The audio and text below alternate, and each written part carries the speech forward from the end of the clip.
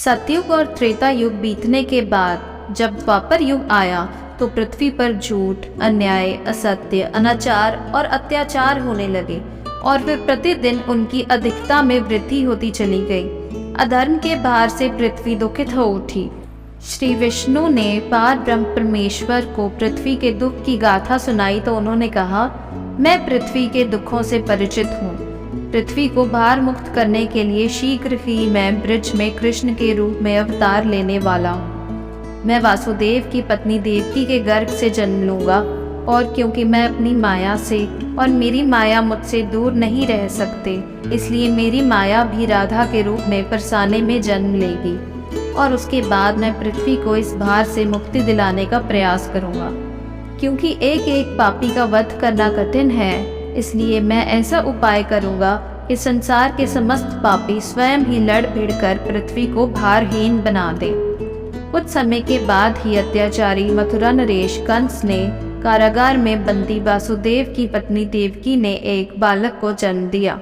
बालक के रूप में जन्म लेने से पूर्व ही भगवान ने उन्हें अपनी योजना बताते हुए आदेश दिया था कि वासुदेव जी उन्हें गोकुल में मैया यशोदा के पास छोड़ आए और उसी समय उनके गर्भ से जन्म लेने वाली कन्या को लाकर कंस के हवाले कर दे। वह कन्या मेरी योग माया है। वासुदेव ने ऐसा ही किया और कृष्ण गोकुल में यशोदा मैया की गोद में पलने लगे। उसी समय उनकी माया ने भी राधा के रूप में बरसाने में जन्म लिया, जिसका माता पिता ने बड़े ही चाव से नाम राधा रखा। दो अलग अलग गांवों में रहते हुए भी राधा और कृष्ण बचपन से ही एक दूसरे को चाहने लगे थे। वन में गाय चराते हुए अक्सर राधा से कृष्ण की भेंट हो जाया करती थी। फिर जब वे दोनों बड़े हो गए तो जब भी रात की बेला में कृष्ण अपनी बांसुरी के स्वरों द्वारा अपनी प्रियतमा राधा को पुकारते तो राधा अपनी सहेलियों के साथ कृष्ण के पास पहुंच जाती।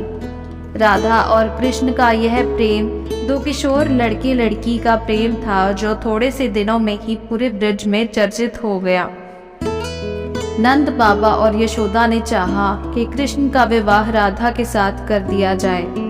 एक शुभ दिन देखकर राधा और कृष्ण की सगाई कर दी। पूरा ब्रज उत्सव से भर गया, लेकिन उन दोनों का विवाह नहीं हो पाया था, क्योंकि कंस के आदेश पर अक्रूर कृष्ण को बुलाने के लिए वृंदावन पहुंच गए और अत्याचारी कंस का वध करने के लिए कृष्ण को बलराम के साथ वृंदावन छोड़कर मथुरा जाना पड़ा। और मथुरा में कंस का वध करने के बाद मथुरा राज्य की सुरक्षा के उत्तरदायित्व ने कृष्ण को इतना उलझा दिया कि वह चाहकर भी वृंदावन नहीं जा सके।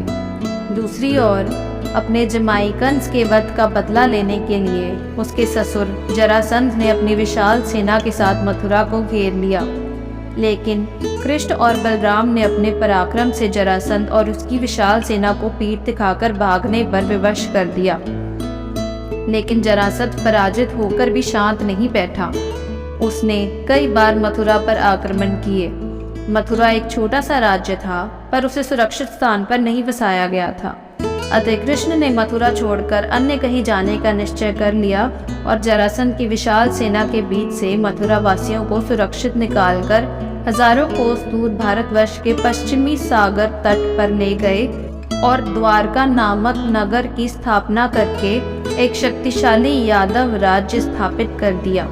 मथुरा छोड़कर आने के बाद कृष्ण और राधा का मिलन फिर कभी नहीं हुआ, लेकिन वे आजीवन एक दूसरे को भूल नहीं पाए। द्वारका में अनेक सुंदर पत्नियों का प्यार पाकर भी वह राधा के प्यार को नहीं भूल पाए और संसार आज भी राधा कृष्ण के प्रेम को एक आदर्श प्रेम के महान तथा अमर प्रतीक के रूप में याद करता है।